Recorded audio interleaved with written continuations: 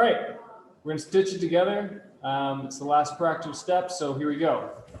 All the holes are made, got my thread, I've got my needle. A nice wax thread will be pretty good, but you can use kind of anything you want.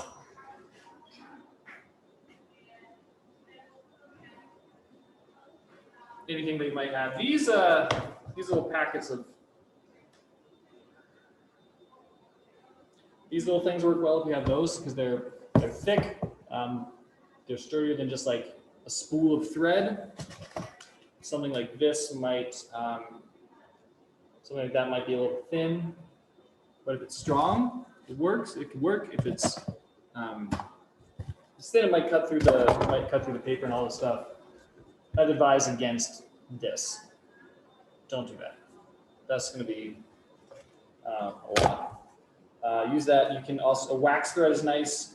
For some reason, I don't remember. You can also take thread and take like a beeswax candle and just like pull a little piece of wax and then like pull the string through the wax and the wax will get on the string. I think it makes it a little more durable, last a little longer, etc. So I'm going to start, tilt this down. So here's my book. It's all lined up. I'm going to start with this one that goes on that side. I'm going to start with one. I'm going to put these other two aside. I'm going to start with one section. So each 3 holes I'm going to do. So this is 1, 2, 3, 4, 5, 6. I need to know how long to make this.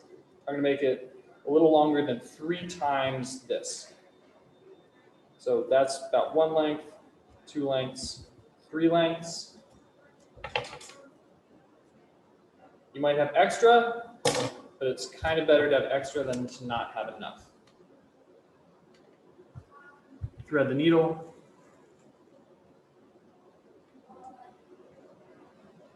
And then kind of bend it over like that. So it goes through the needle and it's bent over. This is a pretty big needle. It's blunt, it's large. I find it works pretty well. If you have a sharp one, ouch.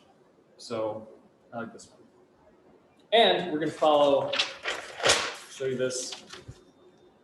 This is the pamphlet Stich. This is kind of a map, a guide.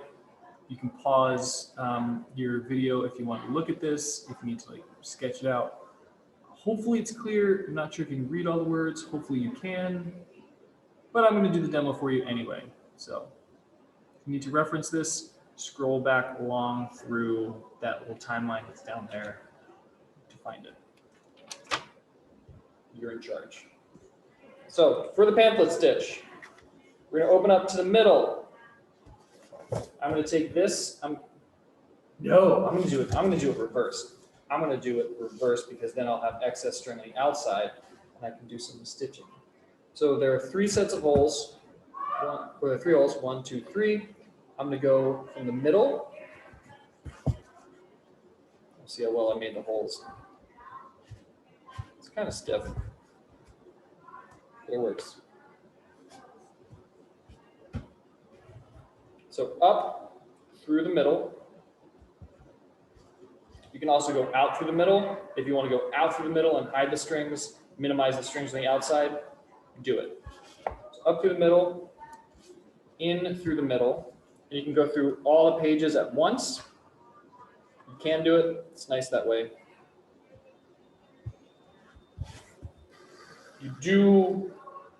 You should make sure that you're not pulling the string all the way through, because if you do that, you just have to do it again. So in through the middle one, and I'm just focusing on this section, so I'm going to go out through either the top or the bottom. It does not matter. If you've made your holes really nicely and they're all aligned, you can go through all at once. And then we go out through the one in the cover, the same one that's on that side. Don't go through the middle, don't go through the one on that side. Go through the same one in the line. Out through there.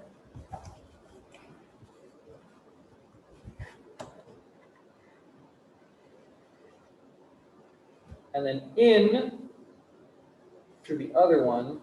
Don't stab yourself on the way in.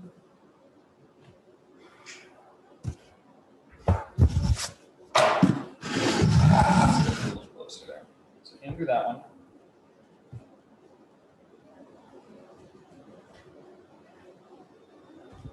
In through all of these pages too. Sometimes, if you can't go through all of these pages in the signature at once, you can go through like one, and then go through the next one, and then go through the next one until you're in the middle. I have done that before. It's better if you can avoid it.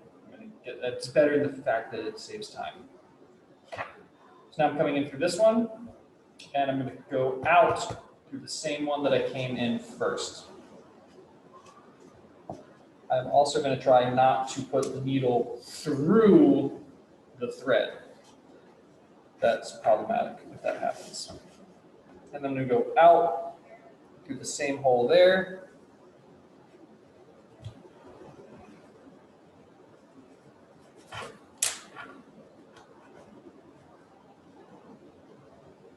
I guess I didn't do that. I could do it along the one in the middle.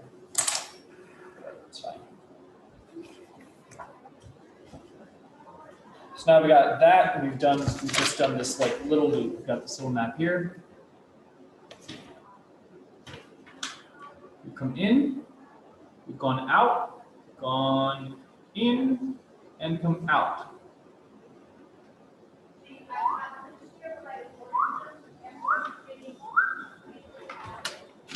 Look, it will appear like a solid line on the outside. It is a solid string kind of spanning that.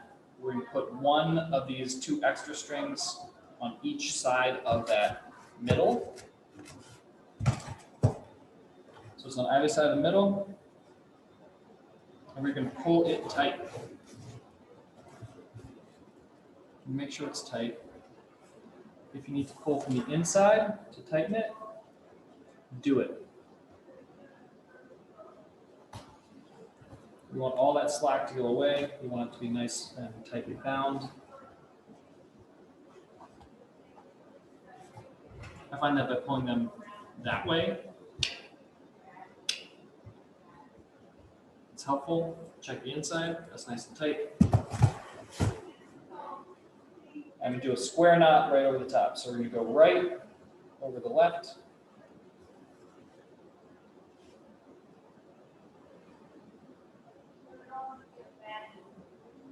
No, left over the right, and then right over left.